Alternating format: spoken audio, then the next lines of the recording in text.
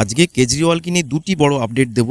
গত 21শে মার্চ কেজরিওয়াল গ্রেপ্তার হওয়ার পরে রাউস এভিনিউ আদালত তাকে 28শে মার্চ আবার রাউস এভিনিউ আদালতে পেশ হওয়ার নির্দেশ দেয় এবং আজকে যখন 28শে মার্চ রাউস এভিনিউ আদালতে কেজরিওয়াল পেশ হন তখন কোর্ট তাকে নির্দেশ দেয় 1 এপ্রিল পর্যন্ত ইডির হেফাজতে তাকে থাকতে হবে এবং 3রা মার্চ আবার তাকে রাউস এভিনিউ আদালতে পেশ হতে হবে।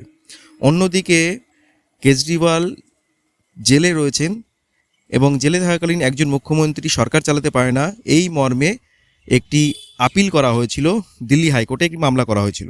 তো সেই মামলা দিল্লি হাইকোর্ট খারিজ করে দেয় এবং এটাও জানিয়ে দেয় যে এটি একটি পলিটিক্যাল বিষয়, এই বিষয়ে হাইকোর্ট কোনো রায় দিতে পারে না এবং বিষয়টিকে সম্পূর্ণ খারিজ করে দেওয়া হয়েছে। তো সেক্ষেত্রে কেজরিওয়াল একটু স্বস্তি পেয়েছেন যে তার মুখ্যমন্ত্রীর পদটা এখনই কাড়া হচ্ছে না। তো এটিই ছিল কেজরিওয়ালকে নিয়ে দুটি বড় আপডেট। পরবর্তী আপডেট পেতে সঙ্গে থাকুন। নমস্কার।